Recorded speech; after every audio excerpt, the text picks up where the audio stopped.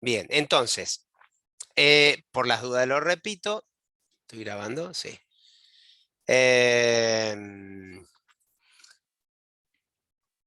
Cuando analizamos este proceso de el comportamiento de una masa en un sistema gravitacional o en un sistema eh, acelerado, veíamos que no tenemos forma de distinguirlo.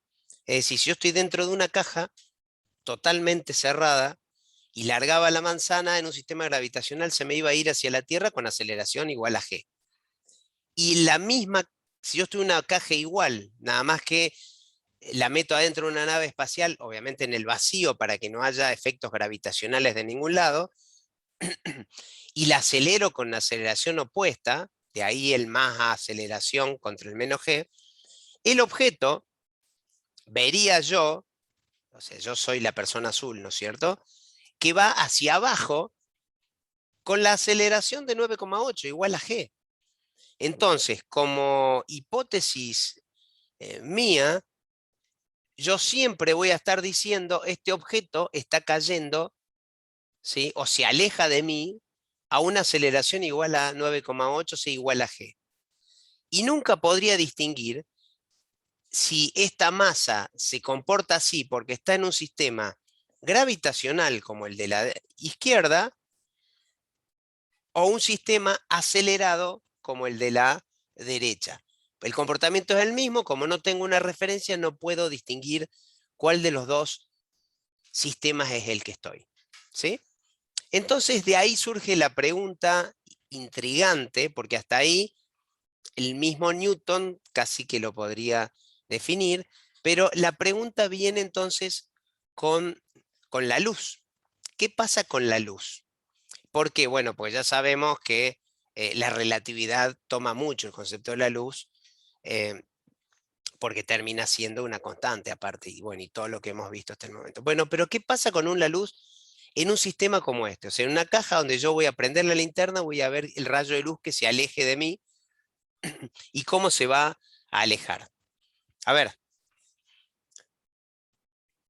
veamos este criterio. Si yo tengo la lámpara acá afuera y tengo un sistema S, es decir, donde yo estoy, el mismo sistema de la luz, obviamente la luz se va a mover de manera horizontal, ¿no es cierto? Es decir, yo la largo de acá y yo sé que el rayo de luz, como el láser, va derechito. En mi sistema S. Mi sistema S. Ahora bien, si ustedes lo analizan en un sistema acelerado, obviamente con la aceleración adecuada para poder apreciarlo, dentro de la nave, ¿sí? Fíjense que en tres tiempos distintos, T1, T2 y T3, un hombre que está acá, el hombre azul, lo hice feito, pobrecito, pero pone pelo, así queda. Si le pongo pelo no soy yo. Este hombre azul que está acá, dentro de la nave, si yo mido, va a haber tres puntos bien definidos. De hecho, como el sistema S' está acelerado, voy a ver tres puntos distintos. Entonces, dentro del sistema, esto es S', la nave espacial, ¿cómo se comportó el rayo de luz dentro de este sistema S'? ¿Qué me dicen?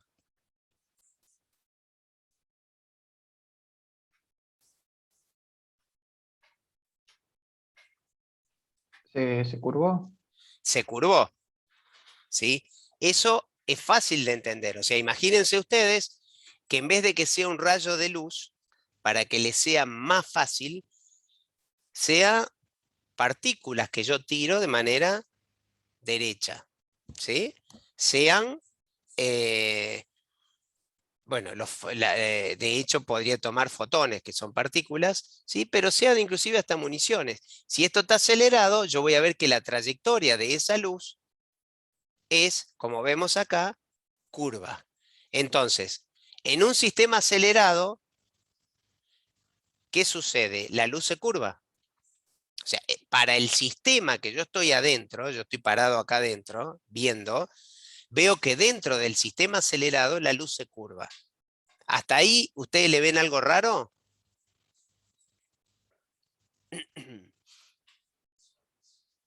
No, hasta ahí. No, hasta ahí no. Hasta ahí es lógico, ¿no es cierto? Bueno, el tema es, entonces, y acá viene el desafío de lo que pensó Einstein. O sea, hasta acá todo esto ya lo teníamos, digamos, como concepto. Vos, yo y todos más o menos lo razonamos y lo entendemos. Pero vieron esa famosa frase que se suele decir, la naturaleza tiende a la simetría, todo tiene que ser igual. Entonces Maxwell justificaba diciendo, bueno, esto si es así, lo opuesto tendría que ser igual y así fueron saliendo leyes. Y entonces acá se planteó, bueno, espera una cosa. Si cuando yo hablo de masas acá, es lo mismo para una masa, un sistema gravitacional, que es este, que un sistema acelerado. O sea, yo no me podía, con una masa, yo no puedo darme cuenta si estoy en un sistema gravitacional o un acelerado, porque el comportamiento es lo mismo. Entonces, si la luz en un sistema acelerado se curva en un sistema gravitacional, ¿qué debería suceder?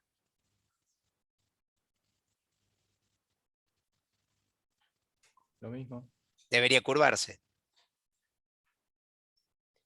Y ahí entonces plantea el desafío. O sea, la luz para nosotros siempre fue derecha.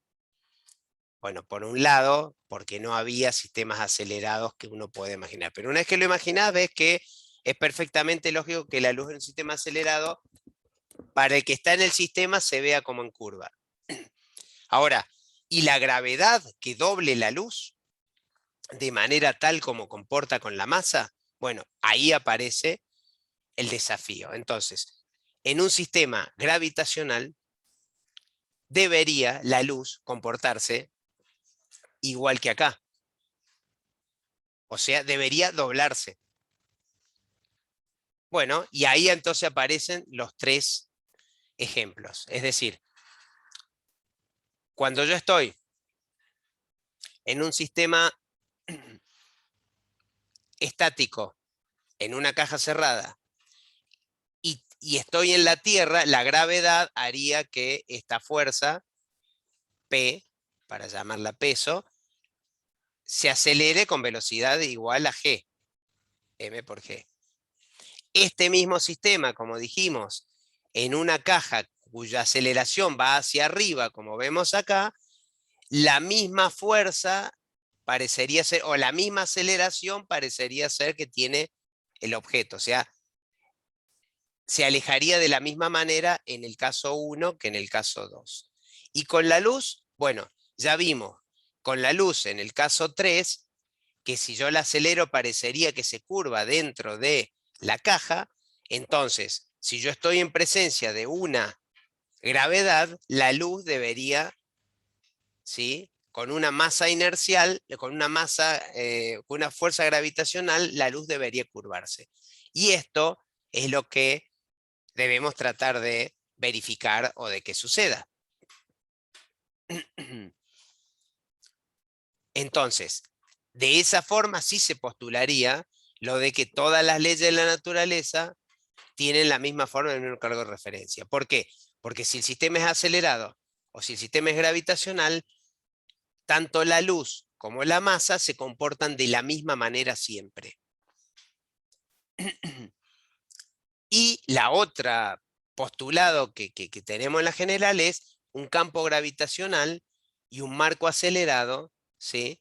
Obviamente en ausencia de efectos gravitacionales, por eso reemplazás uno por otro, deberían ser equivalentes. Y este es el principio de equivalencia por el cual se basa la teoría general de la relatividad. Bueno, y con el tiempo, ¿qué pasa? Porque ya hemos visto que la especial del tiempo también tiene una modificación y una deformación, una variación. Bueno, a ver, ¿el tiempo entonces es alterado por la gravedad? Bueno, sí, debería el tiempo alterarse con la gravedad, y de hecho, debería, así como en un sistema acelerado, también el tiempo iba más lento. Cuando yo estoy en presencia de un reloj, lo mismo, o sea, de un campo gravitacional, también debería comportarse de manera análoga, es decir, funcionando más lento. Entonces, ¿esto qué sería? Bueno, claro, esto sería que si yo voy con mi reloj y me pongo cerquita del Sol, debería funcionar más lento que acá en la Tierra. Imagínense que esa emisión, o sea, a ver, yo tengo un oscilador de ondas electromagnéticas, que es el Sol, ¿sí? Porque la luz que emite el Sol es de onda electromagnética. Entonces, ¿cómo podría comprobar eso? Bueno, si el Sol emite en amarillo, si en vez de tener un Sol que emite en amarillo, que quema hidrógeno, genera helio que emite en amarillo, ese hidrógeno, esa fusión, y yo tengo un Sol que es 20 veces más grande que el Sol, pero que está hecho de lo mismo, debería emitirme la misma frecuencia. Sin embargo, se da el corrimiento al rojo, o sea, me emite una frecuencia más pequeña, lo que significa que si frecuencia más pequeña, ese reloj funciona más lento, porque oscila a menor velocidad en presencia de ese campo gravitacional. Y de hecho eso ha sido verificado y es lo que le ha dado la validez a esta teoría. Y entonces, en base a esto, a que en presencia de un campo gravitacional, tanto el espacio como el tiempo parecerían ser que se deforman, ¿sí? ¿Por qué? Porque justamente me provocan eso, me provocan que demore más o que demore menos, o que el recorrido, ¿sí?, se hace circular cuando debería ser derecho, es que apareció esta teoría de que las masas, ¿sí?, las grandes masas, generan campos gravitacionales que tienen la capacidad ya no de atraer como fuerza gravitacional, como definieron Newton y toda su gente en aquellos momentos, sino que deforman integralmente el espacio-tiempo. De esa manera, lo que va a suceder es que las trayectorias entre dos puntos cualquiera no siempre van a ser una recta, lo que significa que el tiempo no siempre va a ser el mismo que demora, ni la distancia que recorren va a ser siempre la misma. ¿Y esto cómo se entiende? Bueno, a ver, veamos el tema o qué significa esto de la deformación espacio-tiempo. Cuando yo tengo que recorrer el mundo, vamos a suponer que yo salgo del polo sur y tengo que llegar al polo norte, y tengo dos personas, una parada, por ejemplo, acá, o sea, las dos ahí, pero una va a salir por esta línea, bueno, y la otra va a ir por esta línea. En realidad, según ellas, van a estar caminando siempre paralelas, porque siempre van a ir las dos hacia arriba. Si los dos vamos caminando bien hacia arriba, al mismo punto, y salimos de un punto que coincide con el de arriba, con una línea que vemos que es esta, y los dos vamos, pero cada uno por un lado salimos y vamos yendo paralelo, vamos a llegar al mismo punto, y eso es lo que sucede. Yo salgo del polo sur, camino paralelo siempre y termino llegando al polo norte. Ahora, cuando yo analizo la trayectoria recorrida, no ha sido una trayectoria paralela, sino que ha sido una trayectoria que se ha separado en el Ecuador, donde realmente íbamos paralelo caminando, pero que después se iba juntando cada vez más y esa trayectoria ya no era paralela. ¿Pero por qué no era paralela? No era paralela por esa deformación del espacio. De hecho, cuando yo veo el planiferio, estos dos caminos son dos caminos paralelos en un mapa planiferio. En un mapa planiferio vemos que todas estas líneas, estos meridianos, son todos paralelos. Entonces, ese aparentemente plano universo que teníamos lo único que hace al agregarle campos gravitacionales es que se me deforme de manera que lo que debería circular paralelo sigue haciéndolo paralelo, pero su trayectoria, aunque crea yo que es paralelo, termina siendo este tipo de trayectorias, o sea, curvadas. Y al ser curvada, evidentemente, demora más en recorrerlo que si fuese realmente derecha, como sería ir por el centro de este polo.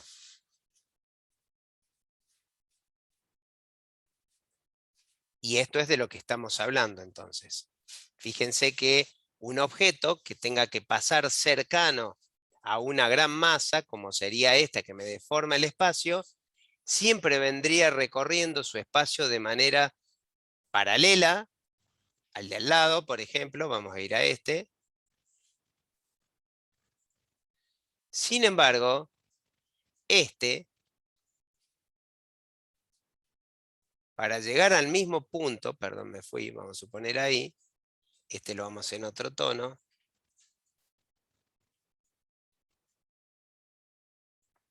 este de al lado, como acaba más rápido, puede que llegue antes al mismo punto que este, porque recorre menos tiempo, o no, hay que ver la deformación del espacio-tiempo. Pero el camino recorrido, pese a que los dos circulan paralelos, no es igual.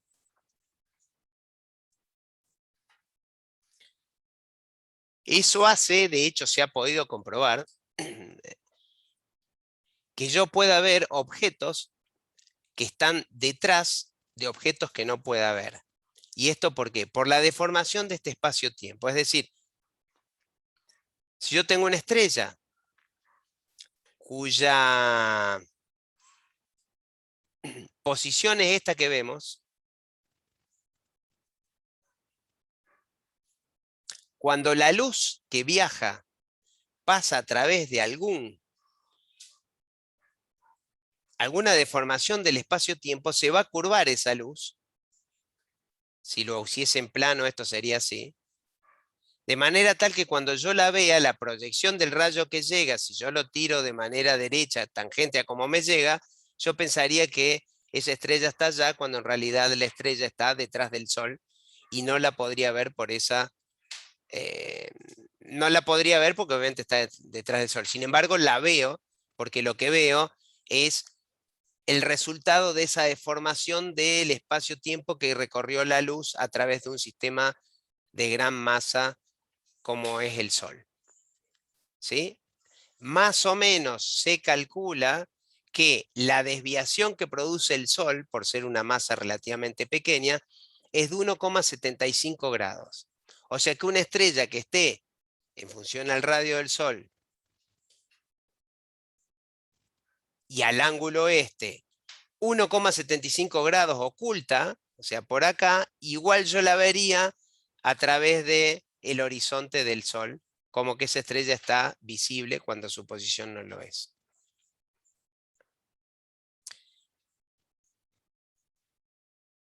Preguntas hasta ahí.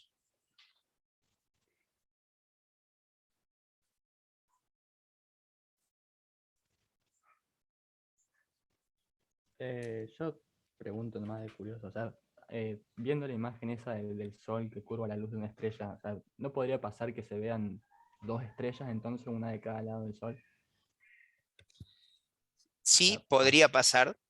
De hecho, pasa, no en esto, pero se han visto conjuntos hasta de 4 estrellas, o sea, como si fuesen 4 estrellas, que en realidad justo tenés al medio una masa lejana. Vamos a poner otro color acá. Tenés una masa lejana que lo que hace es deformar el espacio-tiempo, entonces vos ves como que fuesen 4, porque obviamente se deforma en las, en las 3 dimensiones, ¿no es cierto?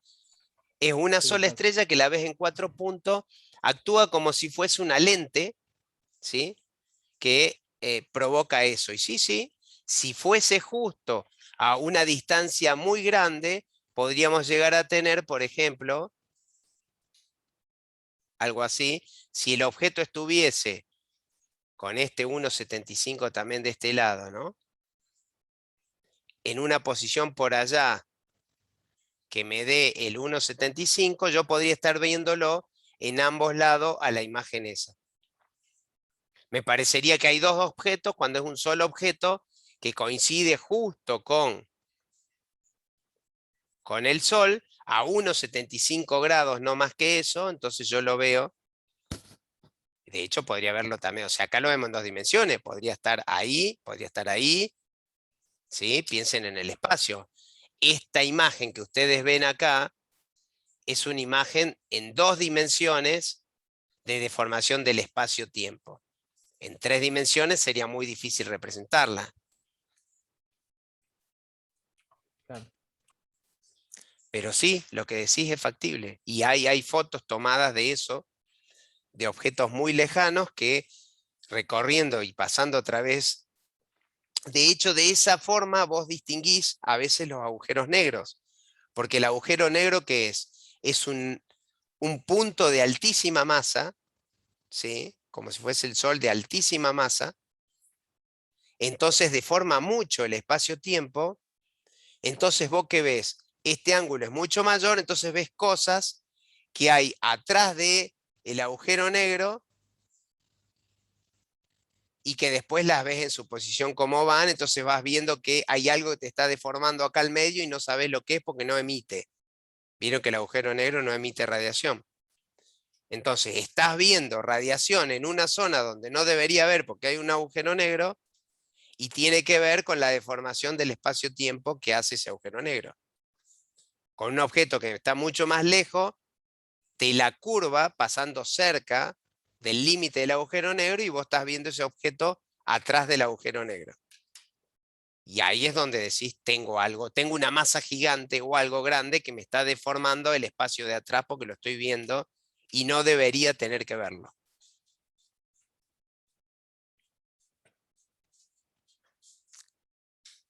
De hecho, ustedes saben que todos los planetas tienen, en realidad tienen tres movimientos. Normalmente se estudia la rotación y traslación, ¿sí? Es decir, rotar sobre su eje y traslación alrededor del Sol. Pero a su vez, como este movimiento de traslación nunca es circular, por lo menos en el sistema solar y en general en la mayoría de los sistemas, describe una elipse. Hay un movimiento que se le llama de precesión, que lo tienen todos, que es el giro de esa elipse, que obviamente es un movimiento de ciclo muchísimo más largo que los 365 días que dura, por ejemplo, la Tierra en dar vuelta alrededor del Sol. La Tierra tiene un movimiento de precesión, es decir, que su eje más largo, como vemos acá, imaginen que esta es la Tierra, va girando, ¿sí? Y cada vez va teniendo distinta posición ese eje. Yo no recuerdo, me parece que en la Tierra estábamos hablando de algo de 10.000 años o algo por el estilo, la precesión que tiene. Es muy lerda, digamos, obviamente. Bueno, el tema que Mercurio tiene justamente este movimiento y en base a este concepto de la masa y de ver que en un momento dado Mercurio no debería poder verse porque lo estaría tapando, por ejemplo, el Sol o algo por el estilo, se podía ver igual este planeta y no entendían por qué. Bueno, ahí fue entonces que el concepto de verlo se debió a la deformación del espacio-tiempo que se producía y entonces hacía que igual se vea Mercurio y a partir de eso se pudo determinar inclusive el periodo de precesión de Mercurio y un montón de cuestiones más. Es decir, que fue una verificación más de la curvatura del espacio-tiempo que se definió en la teoría general de la relatividad.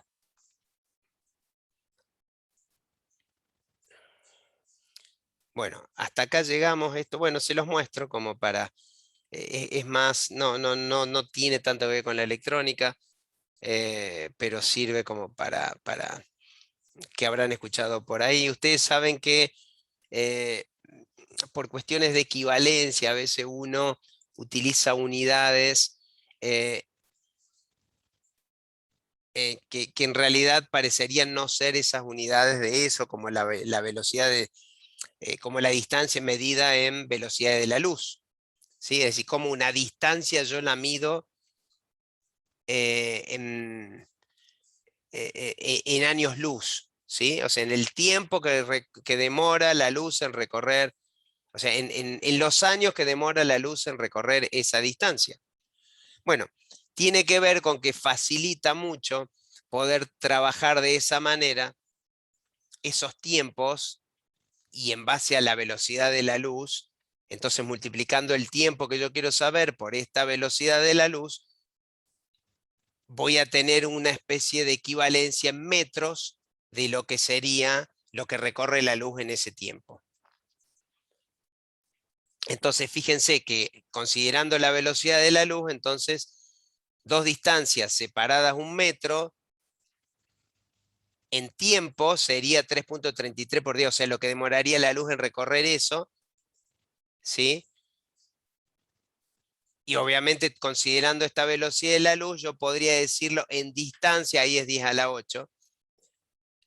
Esa velocidad podría considerarla, bueno, la velocidad 0,5, esperen que quiero llegar acá.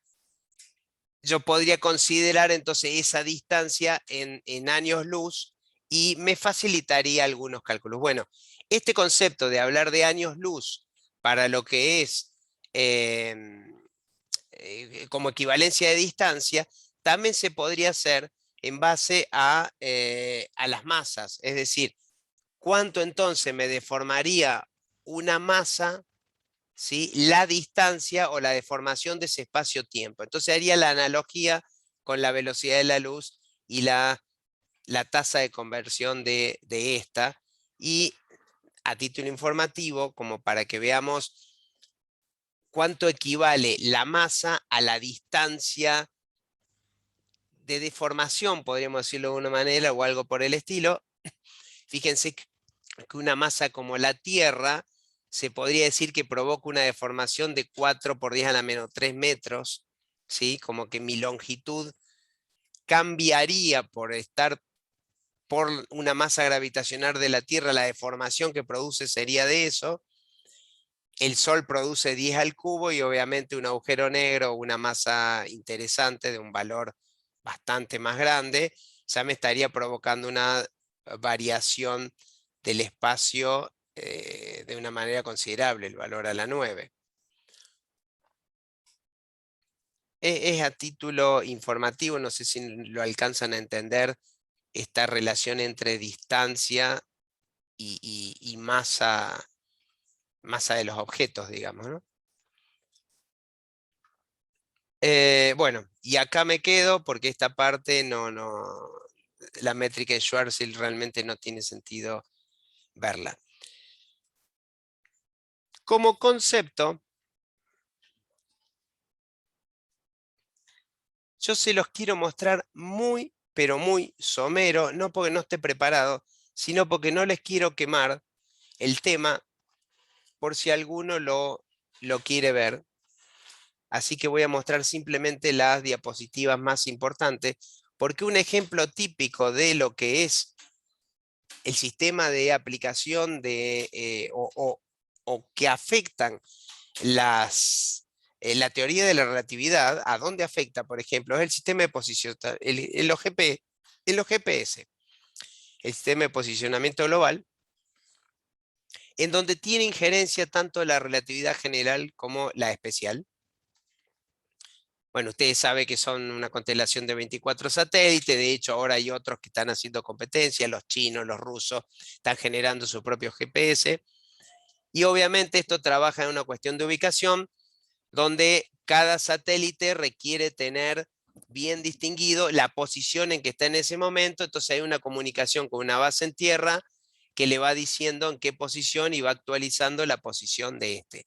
Ese satélite obviamente tiene que tener una base de tiempo que consta de un reloj atómico, algo análogo al que vimos, tic, tic, tic, tic, y ese reloj atómico al moverse a esa altura y a una velocidad que no es cercana a la velocidad de la luz, pero ya sí le afecta por la precisión que requerimos de medición del tiempo.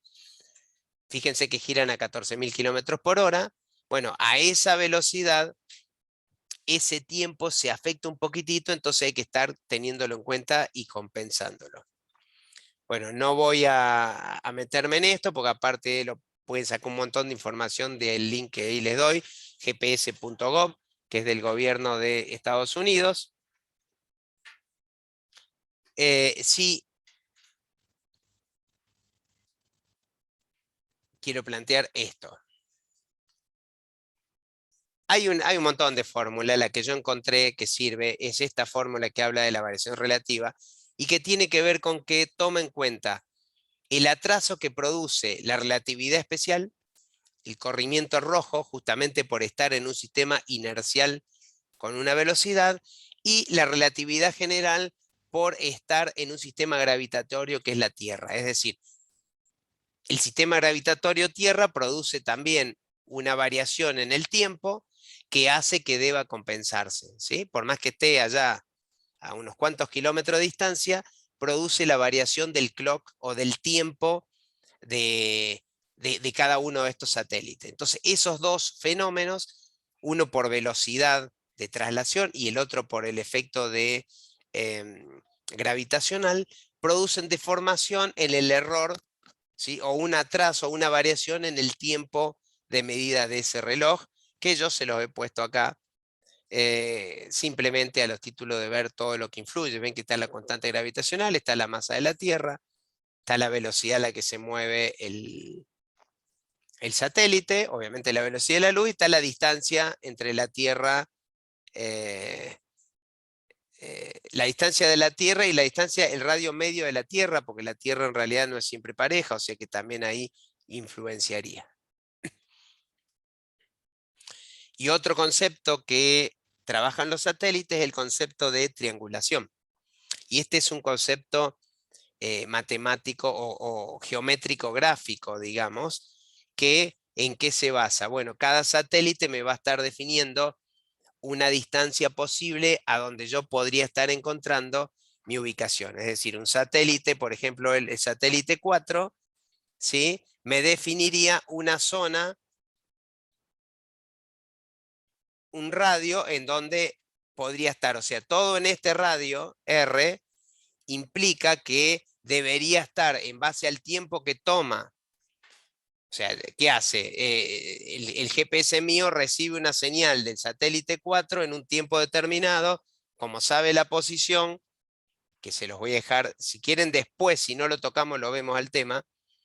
Como sabe la posición, puede decir, bueno, el satélite está de mí a 30 kilómetros. Entonces yo sé que está a 30 kilómetros, lo que no sé en qué parte de los 30 kilómetros tengo un radio de 30. Pero si detecto de otro satélite que me dice la distancia que está, entonces ya tengo dos círculos con dos posibles datos de dónde podría estar ubicado yo. En la intersección esta o en la intersección esta. Como no tengo forma de saber cuál de las dos, necesitaría un tercer satélite cuya distancia yo voy a saber, entonces ya me va a definir si es este o este. Como verán, si fuese preciso exacto, debería dar justo acá las tres circunferencias. Como no me da preciso, me define una zona en donde yo sé que podría estar. Obviamente, cuanto más precisión, más limitada es esta zona. Hoy sabemos que esta zona es precisa al orden de los centímetros. Y ese es el método de triangulación que se usa en geometría. Bueno, los escucho. Esto ha sido Teoría de la Relatividad, breve curso introductorio informativo del mismo.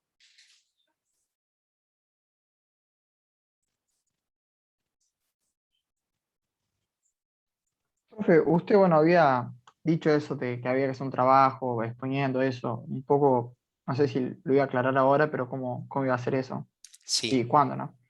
Bueno, a ver, el tiempo lo pueden definir ustedes. Yo diría darles 30 días nomás. Necesitamos 18 de agosto.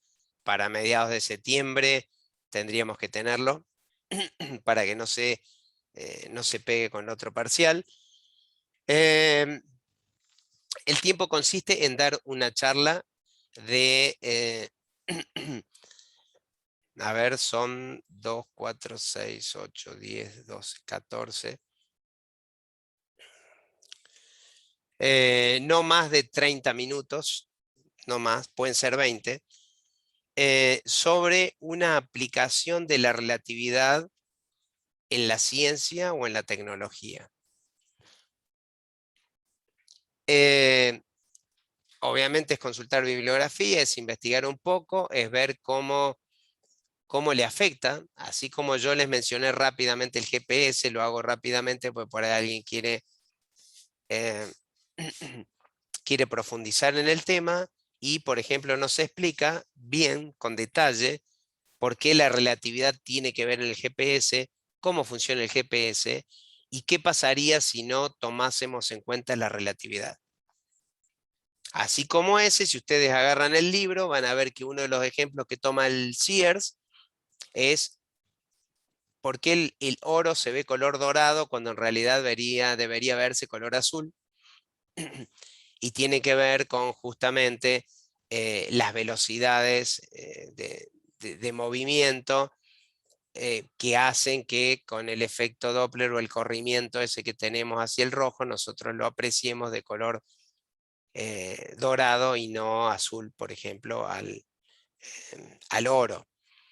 Entonces explicar por qué se debe. ¿Bajo qué concepto? Esperen que abra.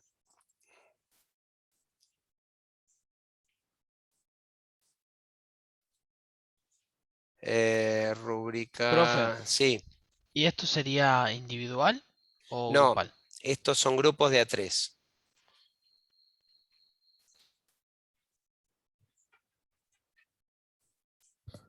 Bien, a ver. Espere que lo agrando para que lo vean mejor. Ahí está. Ahí les comparto.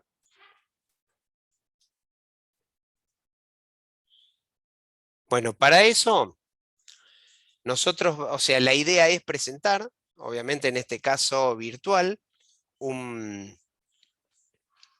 clase, ¿sí?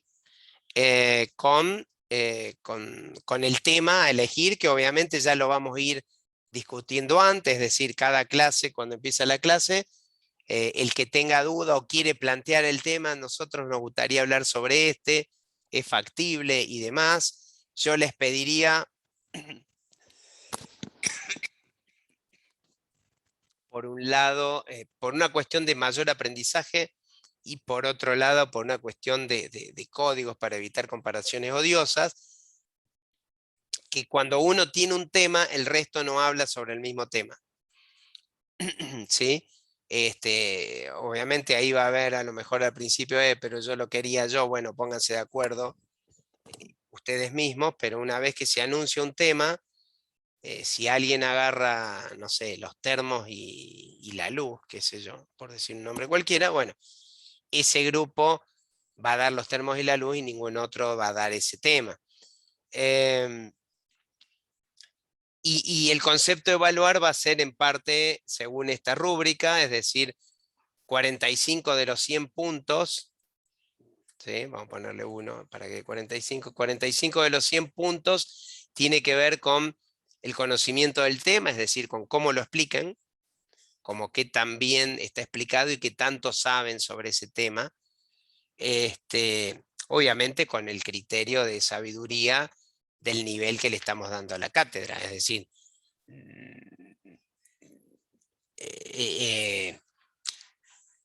evidentemente saber explicar lo que ustedes están haciendo, no nos vamos a ir a, si sale eso, a hacer preguntas que a lo mejor no lo saben ni los físicos, digamos, ¿no? De la misma manera que ustedes, si pusiesen a preguntar cosas muy específicas, tampoco sabría responderlas yo, digamos. Después sí se considera la originalidad, 15 de los 100 puntos, y ustedes estarán viendo cómo se clasifica, es decir, con uno si el tema nunca fue tratado, o sea, es un tema que lo desconocíamos, y ahí va bajando 0,66 si es un tema que se tocó, que se comentó o algo por el estilo. Si el tema que van a dar es un tema que, qué sé yo, agarran del libro, por ejemplo, la transformación de Lorentz, y no tiene nada de originalidad porque lo estás leyendo el Sears. Entonces, por lo menos busca algo que no esté en el libro de física de los que tocamos nosotros, digamos, en el Sears o en el Serway. La metodología de la presentación es cuántas herramientas usan, estrategia de comunicación, es decir, la voz es una,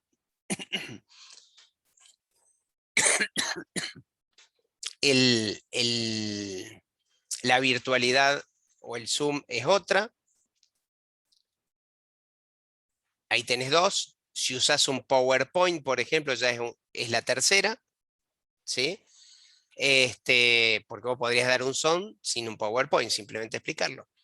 Y una cuarta más que podría ser, o armás un pequeño ejercicio, o mostrás alguna aplicación, o mostrás un simulador, o mostrás un video. ¿Se entiende? O sea, 4 estrategias obviamente te da 10 puntos sobre todo. Entonces 4 estrategias, es decir, la voz ya es una, sí o sí, o sea que no podés sacar 0, porque si fueses mudo estarías trabajando con otro. El Zoom ya es 2, la virtualidad te suma 1, un PowerPoint ya casi que tenés 3, y con que agregues alguna otra, ya sea un ejercicio, una simulación, la proyección de un corto de una peli o alguna estrategia especial, ya tenés las 4. Después, la organización y prolijidad, es decir, son 3 trabajando. Evidentemente, cómo está mostrado, si usaste un PowerPoint, cómo está ese PowerPoint hecho, cómo va la explicación. Es decir, si vamos a hablar de física relativista, y como por ejemplo en el caso si yo empiezo por física de la relatividad general y después voy a la específica, bueno, ¿por qué lo hice? Tiene que haber un criterio lógico para que de una que es más compleja salte a la otra. Normalmente uno va creciendo de mayor a menor, es decir, la idea es que cuando yo tiro un contenido, ese contenido lo pueda estar adquiriendo en el momento y no quede con la idea de que, ay, ¿eso de dónde venía? La precisión en el tiempo también, es decir, si hablamos de 20 minutos, ¿sí? O de 30 minutos, lo definimos antes, lo vamos definiendo inclusive sobre la marcha. Yo creo que con 20 minutos le va a alcanzar bien, pero si ustedes necesitan 30, le damos 30, pero se respetan los 30. Es decir, a ver, ¿cuánto va a durar tu charla? 30 minutos, listo. A los 30 minutos tenés que terminarlo. La documentación adjunta, es decir, va a haber que presentar, van a tener que presentar un informe para que quede escrito, ¿sí? Según el formato APA que ya vinimos trabajando con Ana, es decir,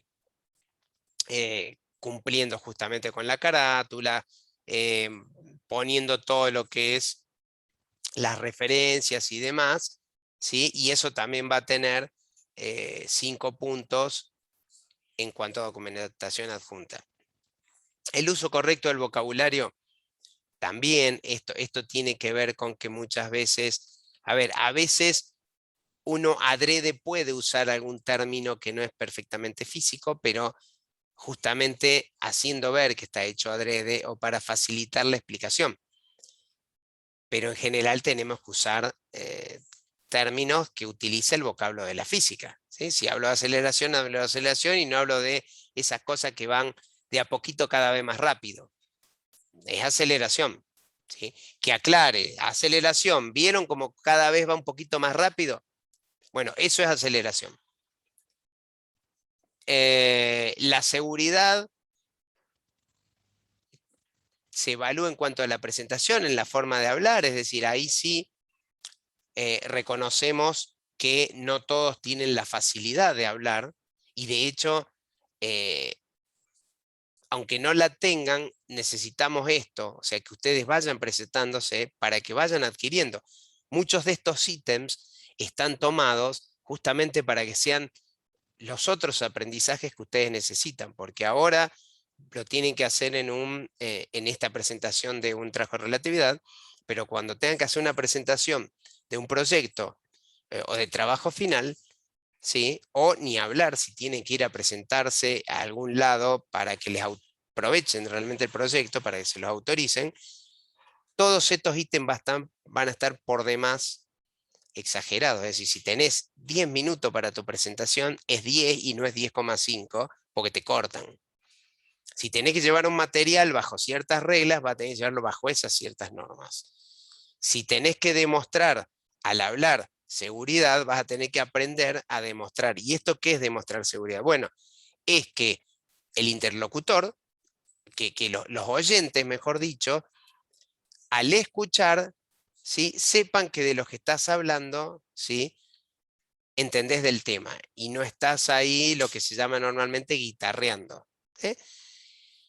Es una técnica, a lo mejor guitarreas mejor que otro y parece que sabes, bueno, este ítem lo tenés muy claro. Porque no crean que todos los que hablan bien saben. ¿Sí? Tenemos ejemplos de políticos, por ejemplo, que son gente muy avesada. Una de las características del político es que tiene que ser avesado en la seguridad de lo que dice. Entonces, habla con una seguridad terrible sin tener idea de lo que está hablando, pero parece que sabe. Y por último, que lleva 5 de los 100 puntos, es el trabajo equitativo y coordinado. ¿Esto es para qué? Si la presentación dura 20 minutos, no te digo que 6 minutos y medio sea exacto el tiempo de cada uno, pero sí tiene que haber un equilibrio entre el grupo y lo que habla cada uno. ¿Sí? Muchas veces hay roles diferentes, entiendo. A veces suele haber uno que es el coordinador general, que va llevando, y los otros van haciendo aportes de temas concretos. Entonces, bueno, ahora va a explicar Mateo esta parte. Y después sigue él o hace los aportes o demás, pero tiene que haber un trabajo realmente grupal en la presentación. Esto está en el campus, entiendo yo, si no lo subimos ahora, como para evaluar y para que ustedes vean los principales ítems a saber. Los escucho.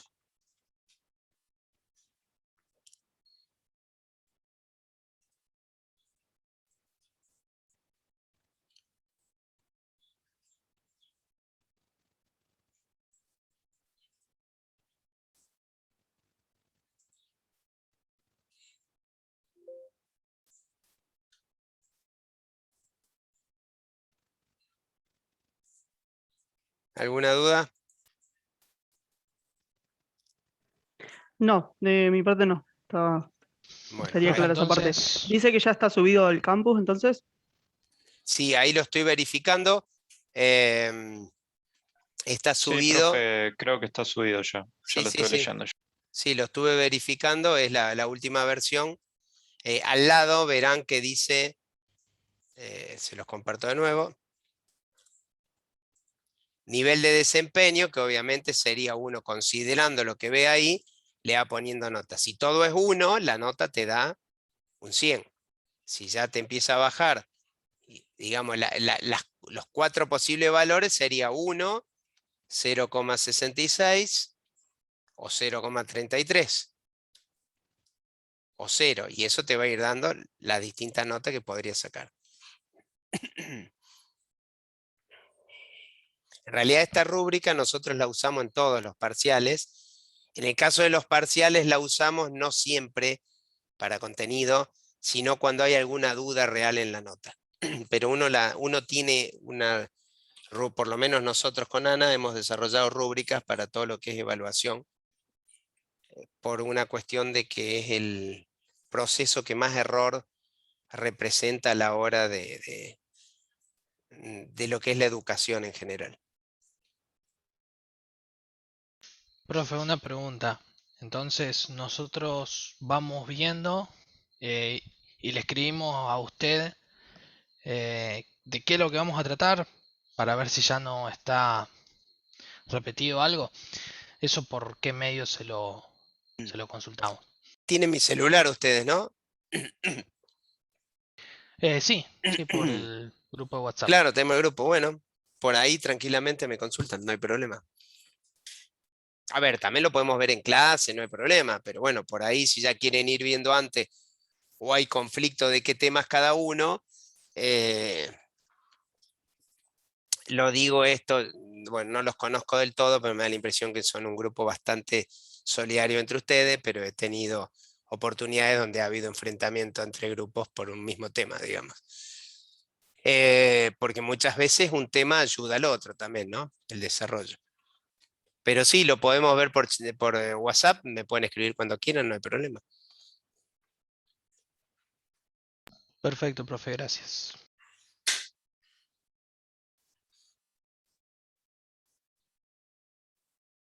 Bueno,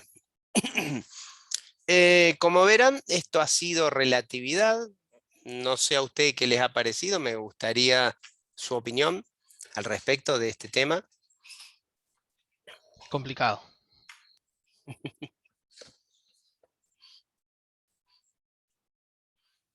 Y difícil de digerir.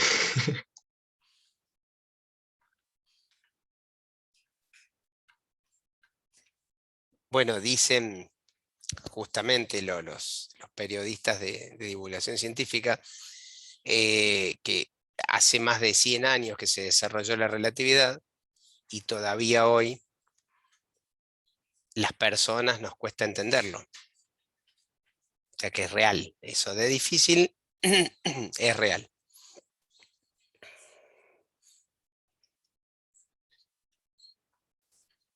No obstante, si sirve, la física cuántica, los mismos físicos de alto nivel dicen que si vos crees entender la física cuántica es porque no entendés nada. Como para comentarle lo que les espera, digamos.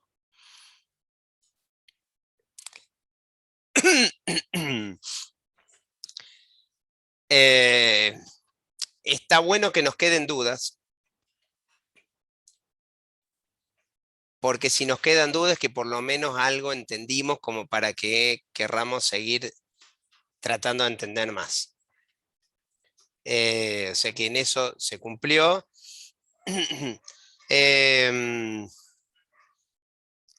Como siempre, la idea de esta cátedra es comentarles que existe, como para cuando les aparezca cierta posibilidad, por lo menos no los sorprenda de que no vieron absolutamente nada. Si tengan la plena seguridad que si tienen que trabajar sobre la temática, se van a tener que sentar a estudiar física de verdad. Como en cualquiera de los temas que tengan que desarrollar, así sea de electrónica específica y de una materia que tengan. Porque lo que se ve en la universidad cuando entras a nivel profesional, siempre tenés una escala mucho más grande que te vas a tener que preparar. Bueno, no sé si hay alguna pregunta más. Les pediría me digan qué les quedó de la clase de hoy, de lo que es la física, la relatividad general.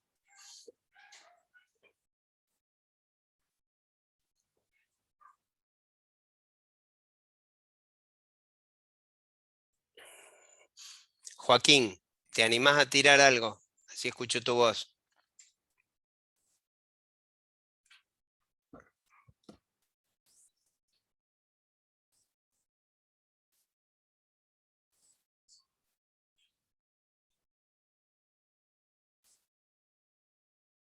Mariano, Sí, puede ser que, o sea, una de las cosas que vimos es que hay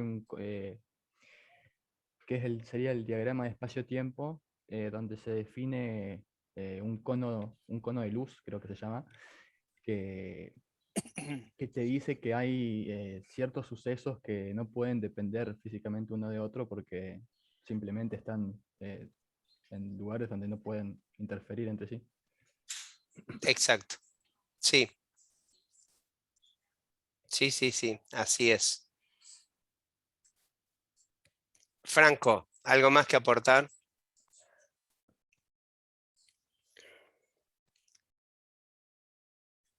¿Yo? Sí, No, por el momento tendría que, bueno, leerlo bien y demás después, pero pero ¿qué es lo que nos... ¿Te quedó algo aparte del espacio-tiempo? ¿De qué más hablamos, por ejemplo? durante la clase de hoy o Sí, de sí, la sí, pasada. durante la clase de hoy. Eh,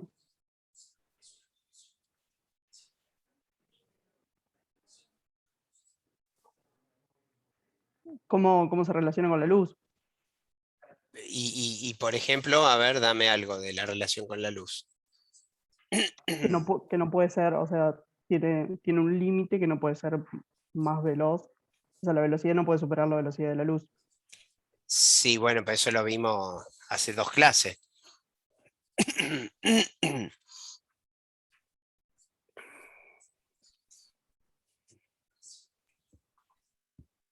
Tomás, ¿qué Cuando se opinas? vio la estrella, A ver la estrella, ¿qué recordás de la estrella? que no la vemos en la misma dirección que se presenta en la Tierra, sino que la vemos con un cierto ángulo al pasar por el Sol. Ajá, ¿y eso por qué?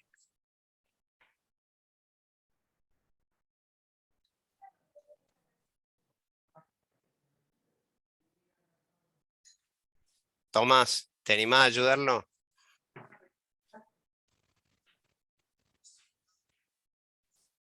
¿Por qué no, por qué es que la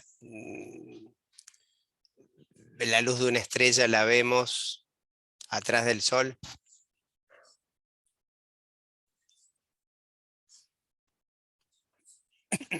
A ver quién me falta que no habló.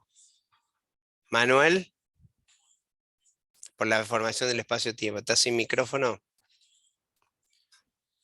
Bueno, les comento algo, ¿no? Para seguir, se los voy a tirar a ustedes también porque sirve de mucho para el que da clase, pero es, es- es, digamos, es luz sobre día la diferencia. Ya en física 2, tanto sea con Joaquino como en industrial, estamos trabajando con la cámara de los alumnos abiertas y con micrófono. Y creemos que esto va a ser, dentro de los aprendizajes que nos da la virtualidad, una de las tendencias, eh, porque permite el ver los rostros de ustedes hacia dónde uno va explicando y que sirve un poco de feedback. No es lo mismo que el presencial, pero ayuda bastante. Así que consideren para la clase que viene em, habilitar cámaras y en lo posible tener micrófono para hacer más ágil esta interacción. Sobre todo por los temas que se vienen, que interrumpir o frenar e ir preguntando va a ser muy interesante, justamente si relatividad fue complejo, imagínense. Así que se los dejo para que vayan preparando su estructura de computadora y demás. Em, A ver, ¿quién me aporta entonces esta solución, este ejemplo que tiró Franco de por qué se veía la luz detrás del sol, digamos? Una estrella que estaba detrás. Eso vimos porque una masa muy grande deforma el espacio-tiempo y también vimos que a la luz la afectaba eh, las aceleraciones. Eh, entonces, bueno, por ejemplo, cuando la luz pasa cerca de una masa muy grande que deformó el espacio-tiempo, cambia la trayectoria, la curva. Entonces, la posición donde nosotros vemos la luz que un objeto nos da es en realidad no la verdadera, sino modificada por la masa que existe. Claro, es más, por las dudas, vamos a ponernos acá, como para descartar esto. Esperen que se me fue el gráfico. Acá. desde la actual. Fíjense esto, que bien lo dijiste recién.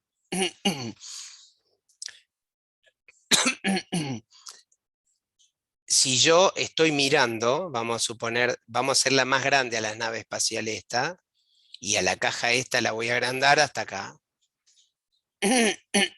Y me voy a parar acá a ver, con mi ojo. Vamos a hacer las dos pestañitas. Yo voy a ver esta curvatura de la luz. Si yo miro esta curvatura de la luz y la miro en este punto, yo voy a suponer que la trayectoria de esta luz va a ser tangente a la trayectoria, o sea, la posición de esta va a ser esta. Vamos a suponer que mi ojo lo pongo acá en realidad. Cuando yo mire, yo supongo que la luz va derecho, entonces yo voy a ver que la trayectoria es la tangente a la curva, o sea, esto recto sería. Bueno, no me sale recto ni aunque querramos. Entonces yo entiendo que la posición en un sistema acelerado de esa luz debió haber estado allá, cuando en realidad, como se curvó, la luz estaba acá, surgió de acá. Eso es lo que hace la curvatura del espacio-tiempo. Esto que en un sistema acelerado es relativamente sencillo verlo, debería pasar lo mismo con el gravitacional, que es el caso de la Tierra o de la luz que está detrás del Sol. O sea, debo ver esta misma curvatura, ya no por un sistema acelerado, sino por un sistema gravitacional, que es lo que entiendo Mateo quiso explicar. ¿Estamos así, Mateo? Sí. Bien. ¿Algo más?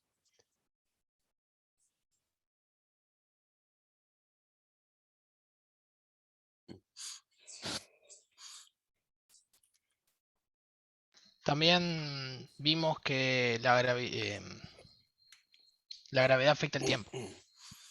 Claro. Exactamente. También no nos metimos mucho en explicar cómo lo afecta, pero vimos que también lo afecta, como para saberlo, digamos. Bueno, básicamente, sí, Ahí usted dijo que en presencia de gravedad, o sea, el tiempo es como más lento. sí, Bueno, era eso. claro. Si vos estás en un agujero negro, a medida que te acercás al agujero negro, de hecho, hay una película, que no me puedo acordar ahora el nombre, Interestelar. Interestelar, que justamente juega con este concepto. Pero a medida que vos te acercás al agujero negro, el tiempo cada vez se hace más lento.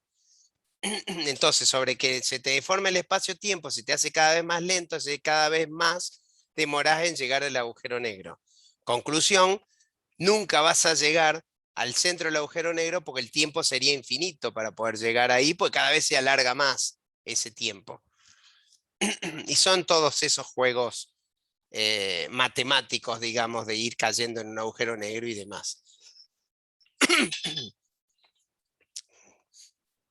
Pero claro, pasaría eso. Cada vez se va enlenteciendo a medida que nos acercamos a mayor deformación gravitacional.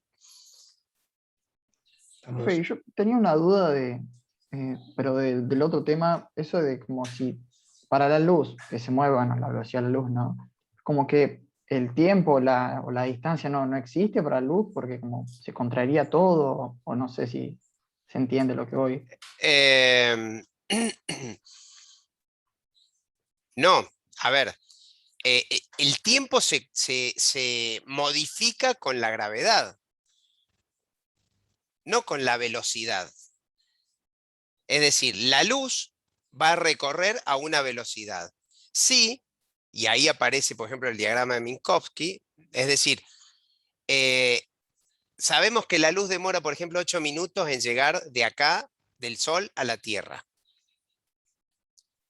Entonces, un efecto que pase 8 minutos antes, o sea, que pase desde que salió 8 minutos antes a que llegue a la Tierra ese rayo de luz, no tiene nada que ver con el rayo que salió, viene de otro lado ese efecto. ¿Me explico? Pero la luz se va a mover, ¿sí? en línea recta en teoría. Como se movería en línea recta.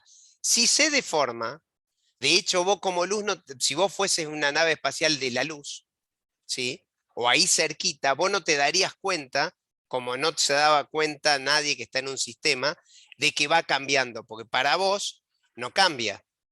Pero sí un observador externo vería que ese tiempo va modificándose, ¿sí? En realidad no, a vos, sí, dentro de tu propio marco inercial tu tiempo seguiría igual, o dentro de tu propio marco acelerado, tu tiempo seguiría.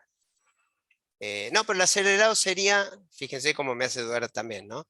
Si yo estoy en un marco acelerado y me acerco a un gravitacional, mi reloj iría cambiando, lo que pasa es que cambiarían todos los relojes de mi propio marco, entonces no me daría cuenta que está, porque no tendría que compararlo, siempre estaría todo más lento, mi pulso más lento y todo más lento, pero si lo viese desde otro marco, yo vería que ese marco cada vez va su evolución más lenta.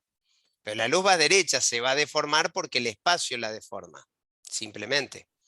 Claro, no, sí, yo como, bueno, estuve releyendo todo un poco esto y mi Sí, pregunta era más como que el otro, que era del especial, que veo que el tiempo estaba como multiplicado por ese coeficiente sí, relativista. sí. Entonces, como yo eso pensaba, como si la luz se mueve a la velocidad de la luz, como que ese coeficiente se indetermina y, bueno, sí, tiene sentido analizarlo así, ¿no?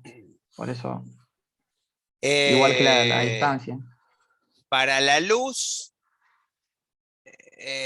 claro, lo que pasa es, o sea, para la luz, yendo a la velocidad de la luz, la distancia sería, claro, porque le afecta el coeficiente, pero estamos hablando de luz, no de masa. Claro, sí. Es una pregunta interesante para pensarlo un rato, te digo. Claro, sí, yo quedé ahí, Sí, sí. bueno, ahora que dijo. A ver, la respuesta más simple que me sale es, todo esto se analiza para la masa. Y esa deformación del espacio se da para la masa, no para algo de luz, porque nada de nosotros puede viajar a la luz, digamos. Ninguna masa puede viajar a la luz. La masa, la única que viaja a la luz es la onda electromecánica, o sea, la luz, la onda electromagnética, perdón, que viaja a la velocidad de la luz, que es siempre la misma para todo espacio. Y desde la referencia de la velocidad de la luz, en teoría, si la luz a la velocidad de la luz emitiese un rayo a la velocidad de la luz, debería ir a la velocidad de la luz, o sea que debería ir a su misma velocidad. O sea, no debería alejarse de ella, debería ir junto a todos lados. Es una Claro, sí, indeterminación interesante de analizar. es medio raro y medio abstracto, pero eso no me lo podía imaginar. Es súper abstracto y de esas vas a encontrar un montón que, que es para jugar mentalmente y a ver, si no nos sale no es para preocuparse porque nos cuesta imaginarlo de un ascensor que sube con gravedad, aceleración de la gravedad, imagínate posicionarnos como luz y ver qué pasaría con el espacio como luz. Pero bueno, sí sabemos que posicionándonos a menor velocidad que la luz, un poquito menos, sí se da, que es el ejemplo del tren de Magda y Sergio. Que Magda ve que se aleja, ¿sí? Pero a su vez varían los tiempos y demás. O sea, a un poquito menos, léete el ejemplo de Sergio y de Magda del tren y ahí te va a explicar a esa velocidad. Si vas a la luz, si es la velocidad de la luz justo, ya ahí ya tenemos un problema. Lo que nos deja tranquilos es que nunca podríamos ir. Claro, sí, por suerte. Sí, no sé si por suerte o no, pero la física hasta ahora se comporta de esa manera.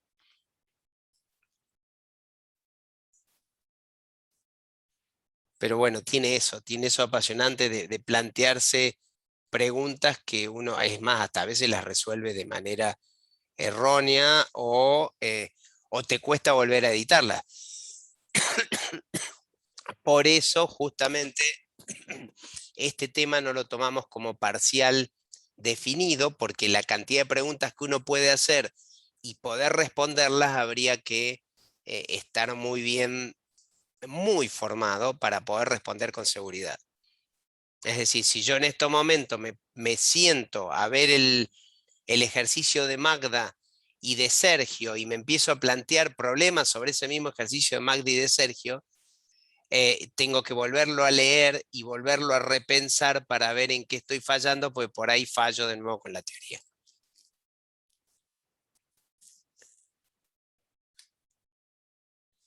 Y uno ya viene unos cuantos años dándola, ¿no? Está bien que a lo mejor no es muy brillante mentalmente, pero algo, por lo menos, nos recibimos de ingenieros, o sea que deberíamos, algo pensamos, como el común de la gente, por lo menos, ¿no? Y somos dos pensando, Ana y yo.